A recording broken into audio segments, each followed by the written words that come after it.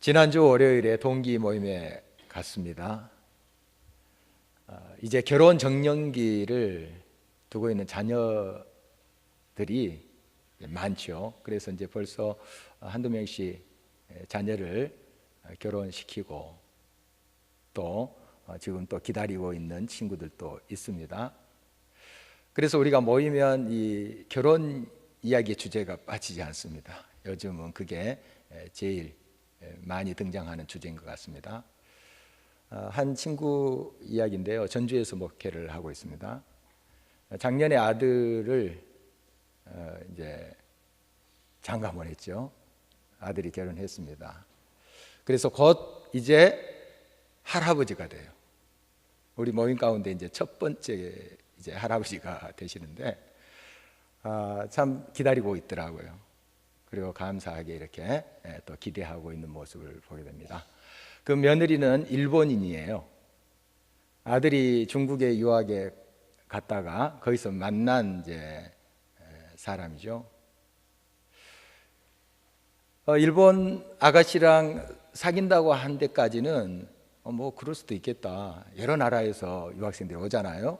그러니까 뭐 친구로 사귈 수 있겠다 이렇게 생각했는데 이제 결혼을 하겠다는 소리를 듣고 굉장히 충격을 받았답니다. 뭐 전혀 이제 일본인 며느리를 얻을 그런 생각조차 못했고, 의뢰 이제 우리 한국인끼리 결혼을 한다 이런 생각을 가졌던 차에 일본인 며느리를 이제 받게 된다는 생각에 굉장히 좀 당황스러웠다고 합니다. 워낙이 친구 목사 부부 기도의 사람들이, 물론 이제 목사님도 기도 많이들 하시지만 정말 열정적으로 기도하시는 그런 목사 부부인데 정말 하나님께 물었죠. 이거 어떻게 되는 일입니까? 이 모든 것들을 하나님께서 잘 헤쳐가게 해 주셨어요. 결혼식을 했는데 이제 사돈댁은 일본 사람이니까요. 여기까지 왔습니다. 이제 친지들과 와서 결혼식을 했는데 결혼식 장소가 바로 친구 목사가 목회하는 교회당이에요. 그래서 예배 형식으로 결혼식을 한 거죠. 참 이분들한테 굉장히 생소할 수 있어요.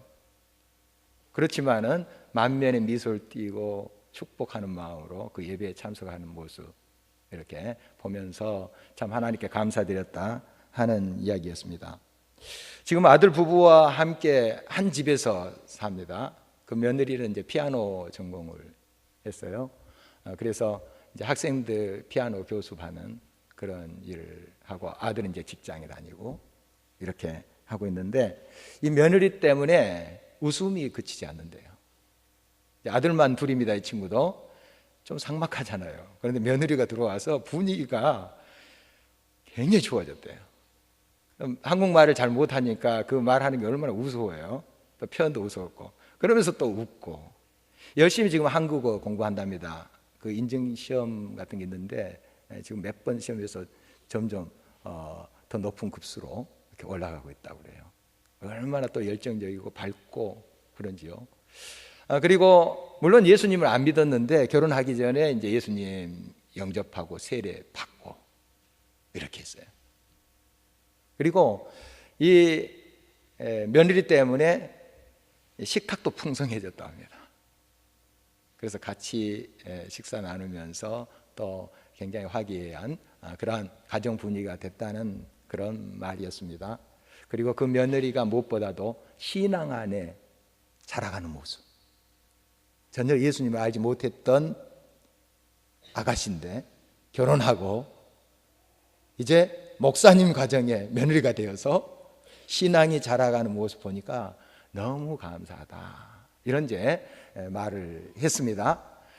그리고 이제 마음에 뜨거운 그런 소망이 생긴 거예요. 일본에 대해서 그전에도 물론 기도했겠죠. 여러 열방을 위해서 기도할 때 일본을 위해서 기도했지만 구체적으로 이제 그것이 자기 며느리의 나라가 된 거 아니에요. 연관이 있게 된 것입니다. 그래서 일본 선교에 대한 막 열정이 또 끌어오른다. 거기에서 많이 기도하고 그러니까 또 그런 것 같습니다. 이 사돈댁을 위해서 기도할 뿐만 아니라 그 댁을 중심으로 해서 일본 사람들에게 이제 선교하는 비전까지 지금 꿈을 꾸고 기도를 하고 있는 친구의 모습을 보았습니다.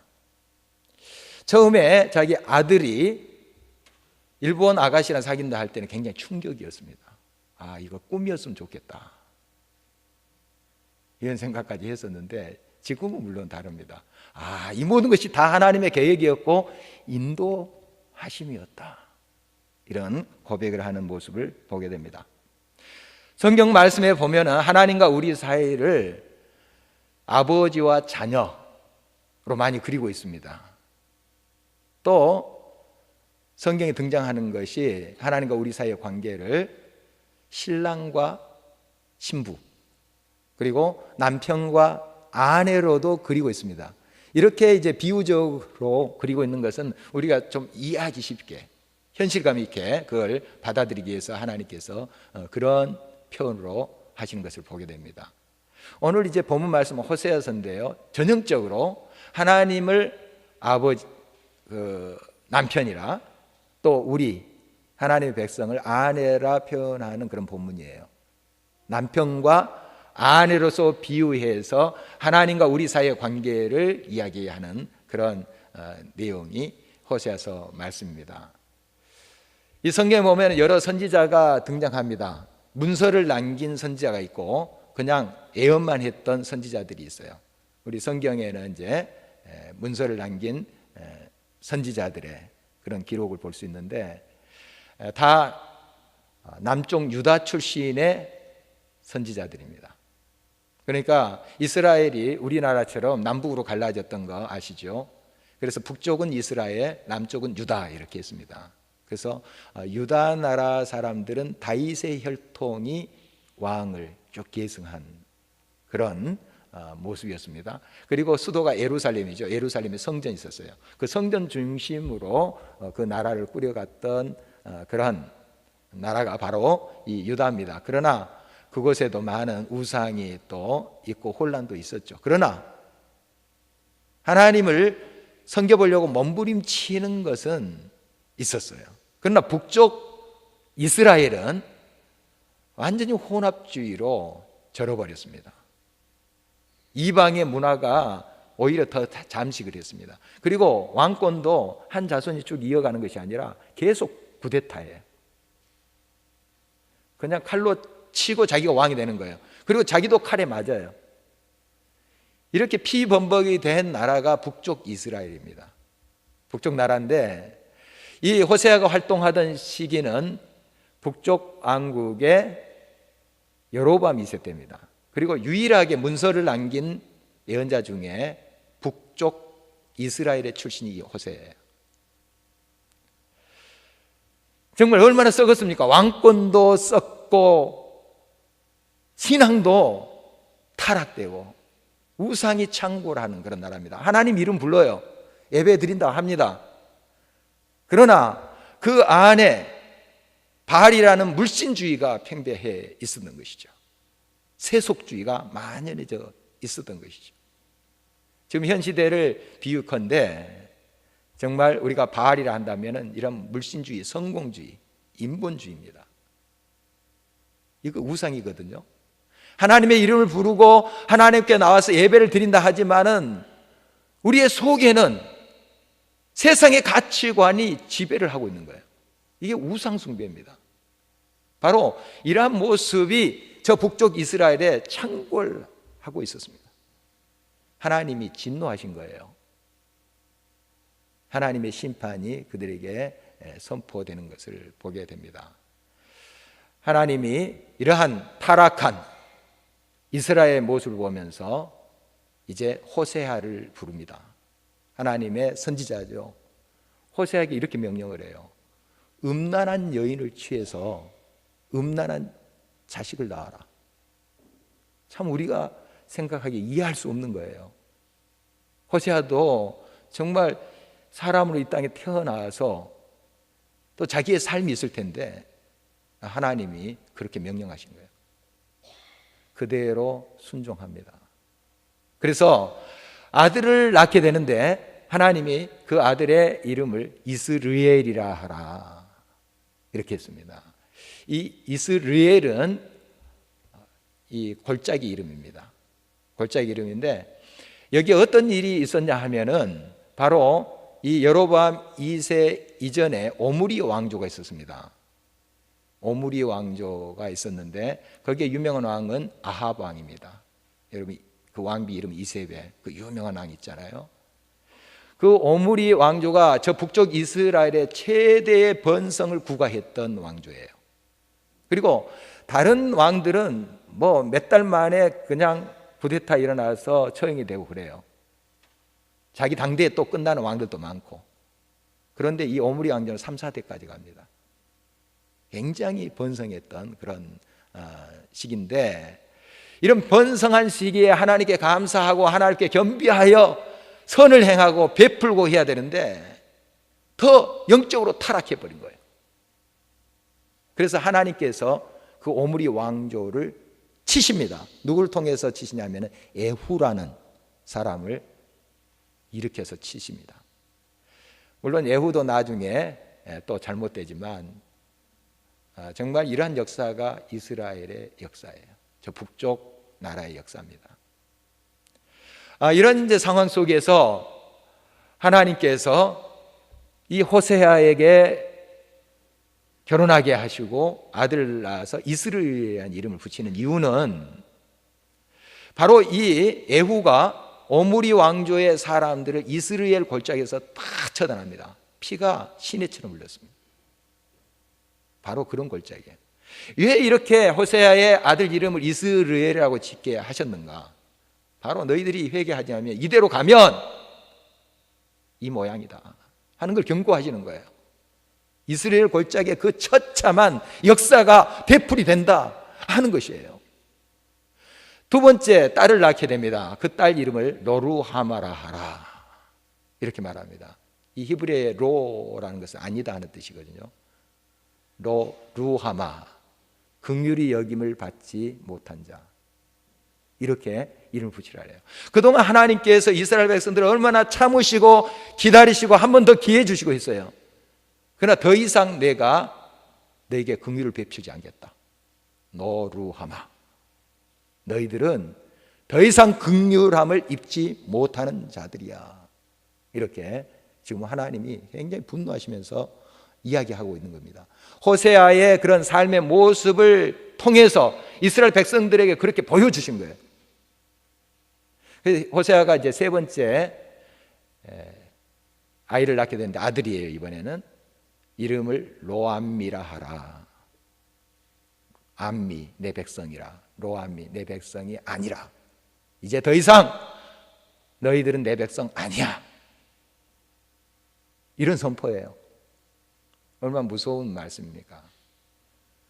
하나님이 이제 화나셨을 때 이렇게 표현하시기도 해요. 그러나 우리가 이제 호세아서를 쭉 읽어보면 이게 하나님 본심 아니에요. 하나님 본심이 아니에요. 너희들 이제 관계 끊어. 너 그렇게 하면은 이제 호적팔 거야. 본심이 아니에요.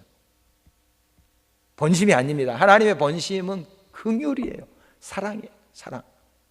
결국 사랑입니다.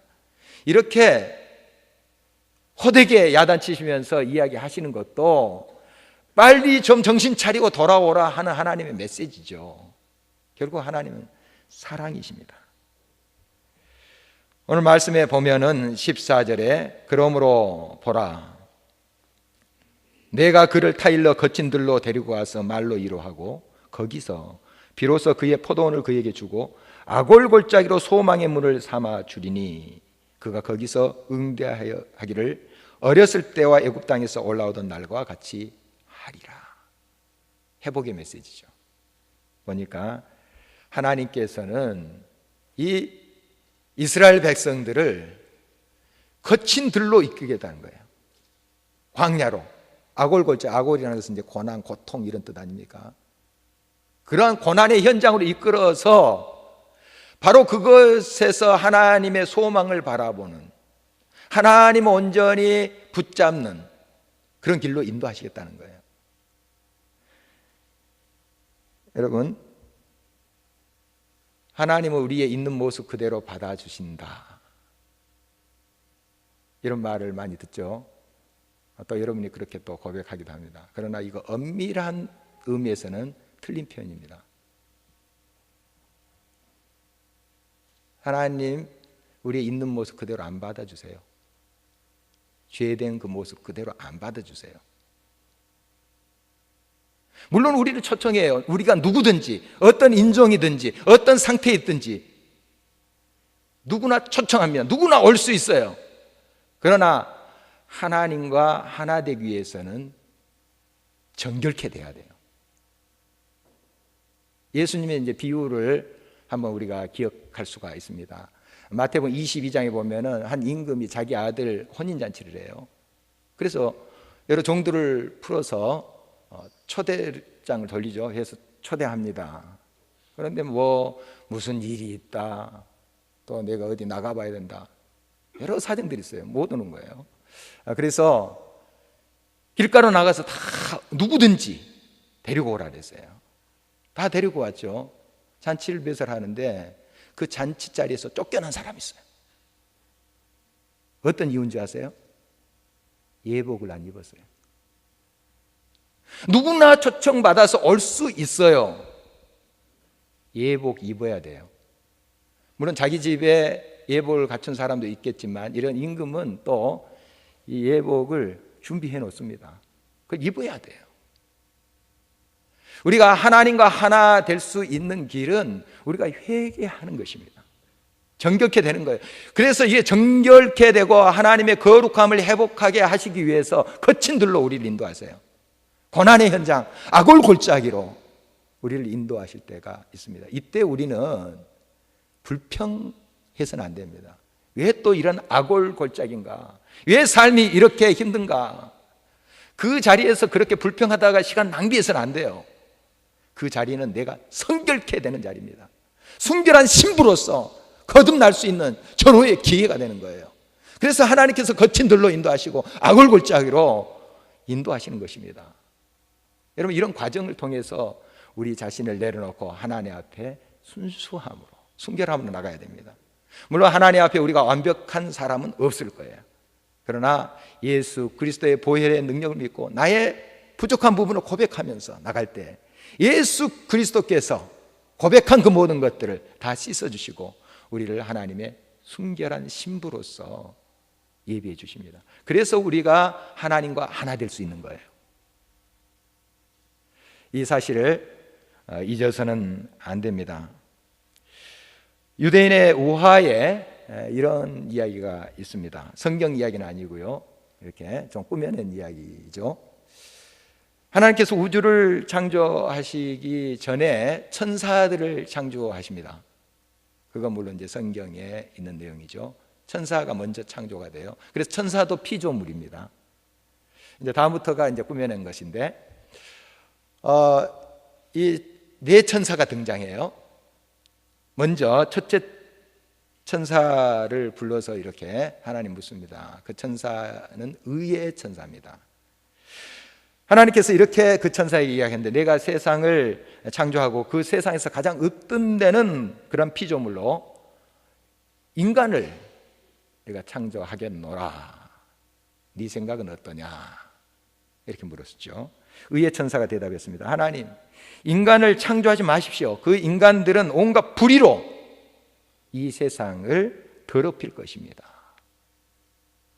두 번째 천사는 거룩의 천사예요. 똑같은 질문했죠. 역시 이 천사 이렇게 이야기합니다. 하나님, 인간을 창조해서는 안 됩니다. 그 인간들은 이 세상을 더러움으로 가득 차게 할 것입니다. 세 번째 천사는 빛의 천사에게 물었죠. 그 천사는 이렇게 말합니다. 하나님, 절대로 인간을 창조해서는 안 됩니다. 인간들은 이 세상을 어두움으로 만들고 말 것입니다. 뻔하지 않습니까? 이런 대답을 했습니다. 마지막 천사입니다. 긍휼의 천사지요.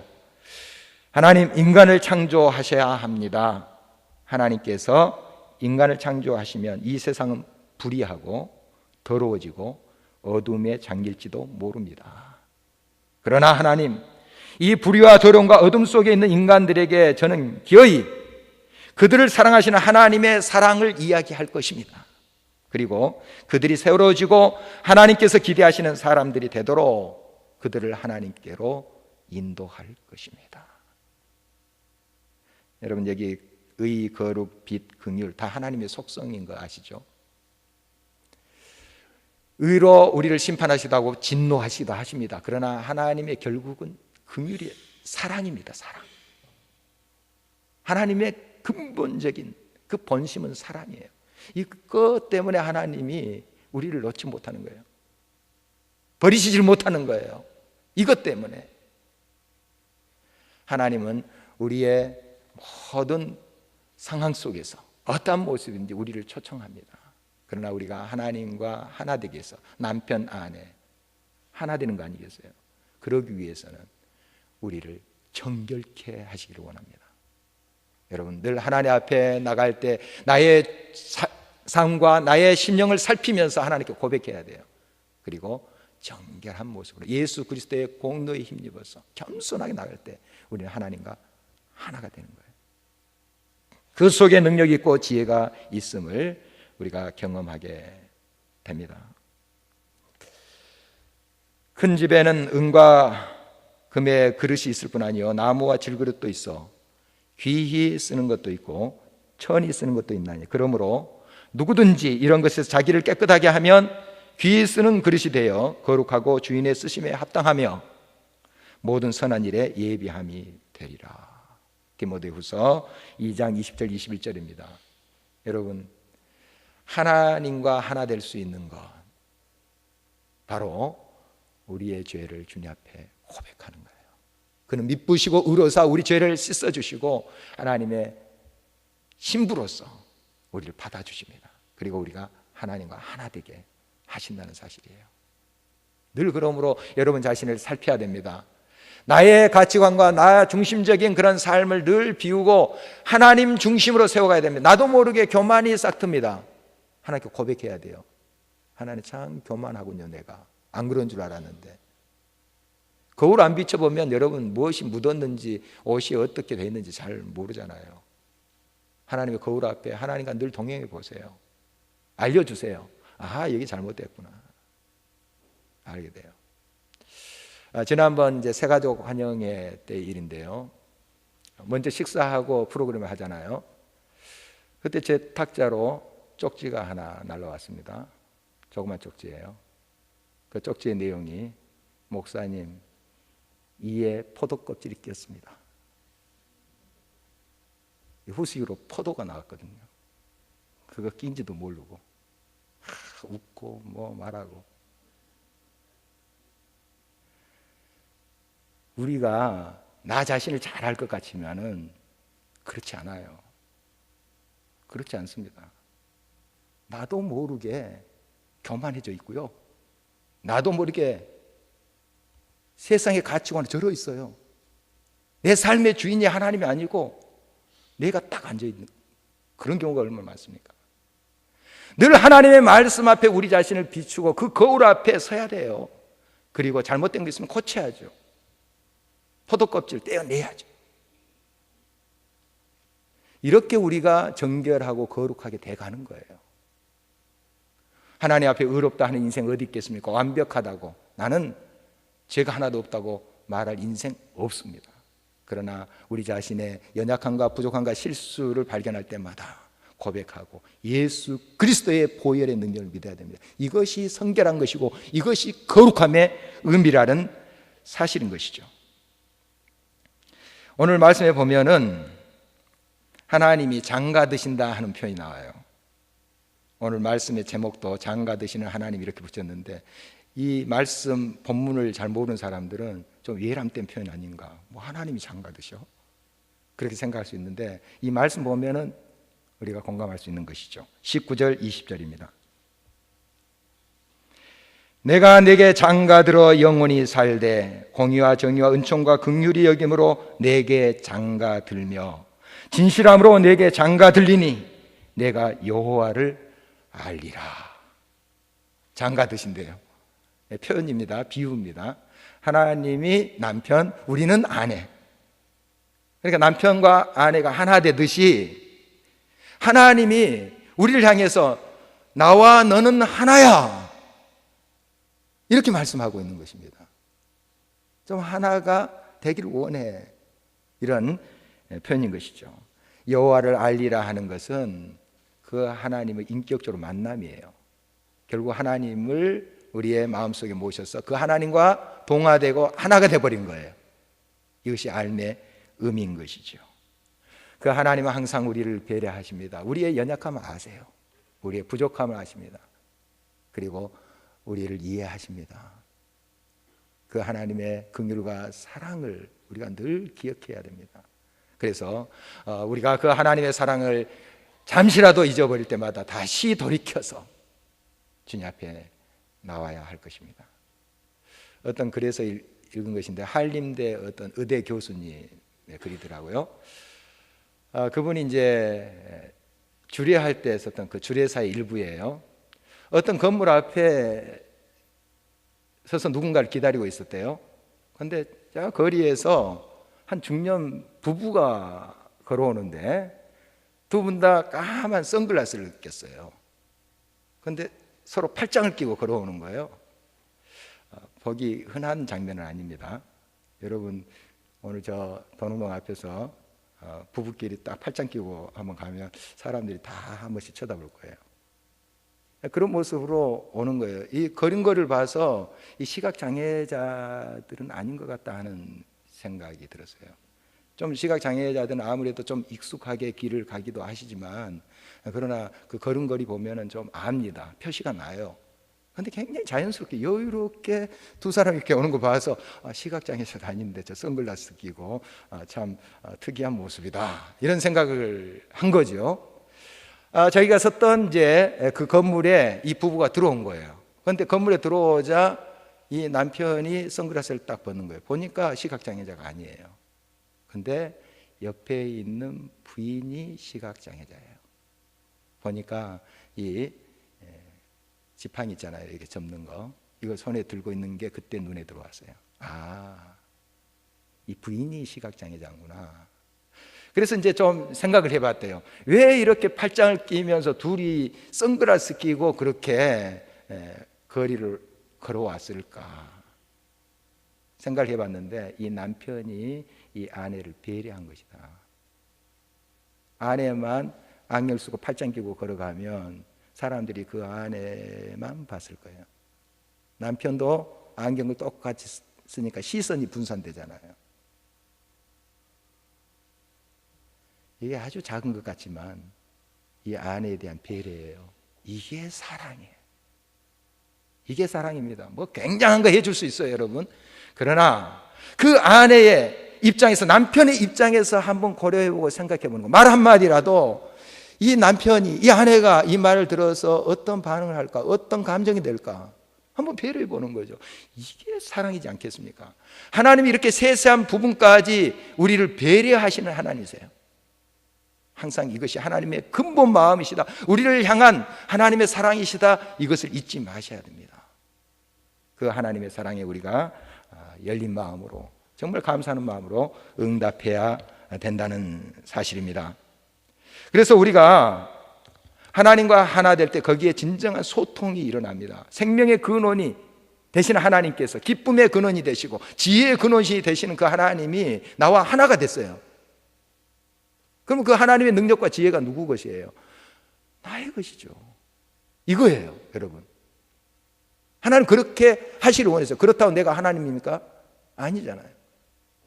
나는 부족하지만 하나님이 나와 함께 하셔서 하나님의 능력과 지혜가 나를 통해서 역사하시는 거예요. 하나님께 영광 돌릴 뿐이죠. 나의 삶이 어떻게 되겠습니까? 빛나게 되겠죠. 향기를 발하게 되겠죠. 여러분, 이렇게 우리의 삶이 꾸려져야 됩니다. 하나님이 이것을 원하신 거예요. 21절 22절입니다. 여호와께서 이르시되 그날에 내가 응답하리라. 나는 하늘에 응답하고 하늘은 땅에